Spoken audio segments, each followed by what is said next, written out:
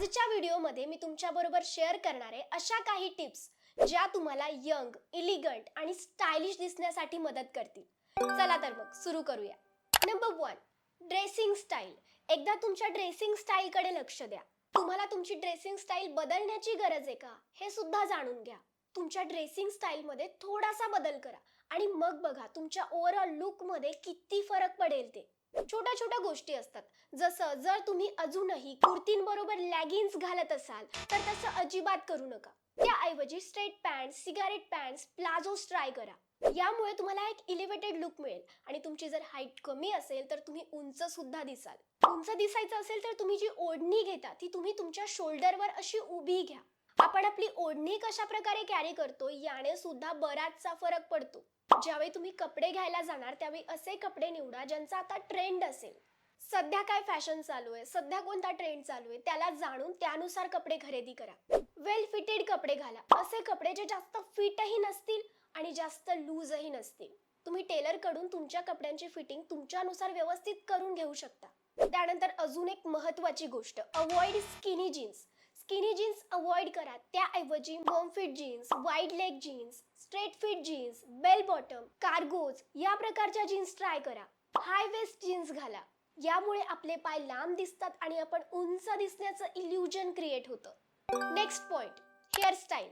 तुमच्या हेअरस्टाईल मध्ये सुद्धा चेंज करा. तुमच्या फेसला सूट होईल असा एखादा हेअर कट करा. आपले केस आपल्या दिसण्यामध्ये सगळ्यात जास्त भर टाकत असतात.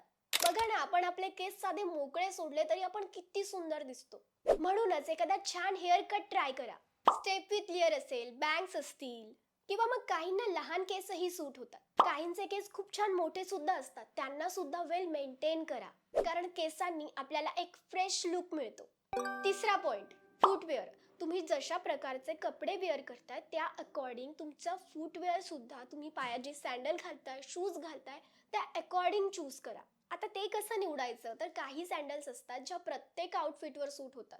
जेव्हाही नेक्स्ट टाइम फूटवेअर विकत घेण्यासाठी जाल तेव्हा ब्राऊन कलरची फूटवेअर नक्की घ्या. ती ऑलमोस्ट सगळ्या कपड्यांवर जाते. हिल्स घाला. हिल नसाल घालत तर फ्लॅट मध्ये अशा प्रकारचे फूटवेअर्स निवडा ज्यांना छोटीशी थोडी हिल असेल, ज्यांच्यात तुम्ही कम्फर्टेबली चालू सुद्धा शकता. बघा, बरेचसे जण बऱ्याचदा आपल्या पायांकडे, चपलांकडे, सॅन्डलकडे लक्ष देत नाही, पण आपले फूटवेअर आपल्या ओव्हरऑल लुक मध्ये खूप जास्त महत्त्वाचे असतात. कारण असं म्हटलं जातं की जेव्हा आपण सगळ्यात आधी एखाद्याला बघतो तेव्हा सगळ्यात आधी आपण त्याच्या पायांकडे बघतो. म्हणूनच आपल्याला या छोट्या छोट्या गोष्टी समजून घ्यायच्या आहेत आणि त्यांना चेंज करायचंय. बऱ्याचदा आपण म्हणतो ना की ती किती टापटीप असते, ती नेहमी छान राहते, ती नेहमी छान दिसते. तर ती ते दिसण्यासाठी काय करते, ती जास्त काही करत नाही. ती फक्त या छोट्या छोट्या गोष्टींकडे लक्ष देते आणि आपल्यालाही आता तेच करायचंय. पुढचा पॉइंट, जर तुम्ही मॅरिड असाल आणि टिकली लावत असाल तर ती टिकली थोडी छोटी लावा. जेव्हा आपण खूप मोठी टिकली लावतो ना, आपली एज बऱ्याचदा जास्त दिसून येते. काहींच्या फेस शेपला मोठी टिकली फारशी सूट करत नाही, त्यामुळे त्यांची एज जास्त वाटते.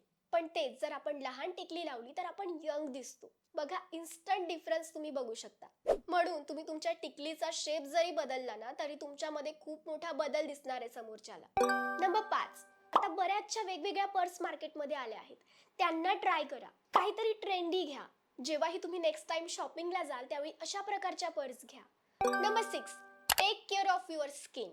तुमच्या स्किनची काळजी घ्या आणि त्यासाठी प्रॉपर स्किन केअर करा.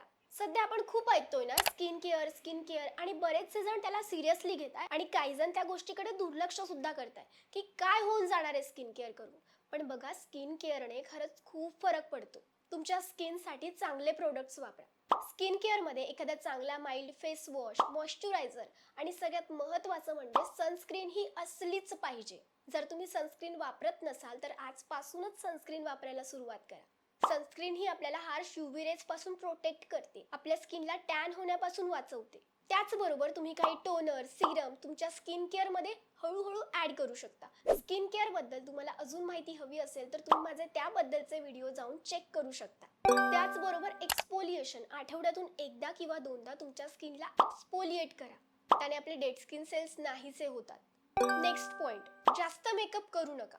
बघा, मेकअप जितका आपण कमी करतो ना तितकेच आपण छान दिसतो. आपण बरेचसे व्हिडिओज बघतो ज्यामध्ये खूप सारा मेकअप असतो, पण आपण जेव्हाही कुठे जातो ना त्यावेळी आपण जर खूप जास्त मेकअप केला असेल तर आपण फारसे उठून दिसत नाही जितके आपण कमी मेकअपने दिसतो. तितकाच मेकअप करा जितका गरज आहे. एक साधासा बेसिक मेकअप तुम्ही सुद्धा घरी बसून शिकू शकता. तो मेकअप स्वतः शिका, स्वतः अप्लाय करा आणि ज्यावेळी जे ओकेजन असेल त्यानुसार त्या टाईपचा मेकअप करा. प्रत्येक वेळी खूप जास्त मेकअप करायची गरज नाहीये. कधी कधी हलकंसं फाउंडेशन, लिपस्टिक आणि काजळ लावून आपण खूप सुंदर दिसतो. आपल्याला खूप जास्त काही लावायची अजिबात गरज नसते. आता आठवा, शेवटचा आणि सगळ्यात जास्त महत्त्वाचा पॉइंट, कॉन्फिडंट राहा. जेव्हा आपण कॉन्फिडंट असतो ना तेव्हा आपण सगळ्यात जास्त अट्रॅक्टिव्ह दिसतो. मग आता कॉन्फिडन्स कसा येईल? जेव्हा आपण कम्फर्टेबल राहू. म्हणून नेहमी असे कपडे घाला ज्यात तुम्ही कम्फर्टेबल फील करत असाल. तितकाच मेकअप करा जितक्यात तुम्हाला कम्फर्टेबल वाटेल. नेहमी पॉझिटिव्ह राहा, लोकांशी आय कॉन्टॅक्ट करून बोला, हसत राहा. कुठेही फंक्शनमध्ये गेल्यावर, कुणाशी बोलताना, कुठेही जाताना घाबरून जाऊ नका. इतकं जेव्हा आपण करून घेतो ना आपण कॉन्फिडंट दिसतो आणि आपल्याला आतून सुद्धा कॉन्फिडंट फील होतं. तर या होत्या काही टिप्स. आय होप या तुम्हाला नक्की मदत करतील. व्हिडिओ कसा वाटला ते मला कमेंट करून नक्की सांगा. आणि यंग, इलिगंट, स्टायलिश दिसण्यासाठी अजून अशा कोणत्या टिप्स आहेत त्या सुद्धा सांगा.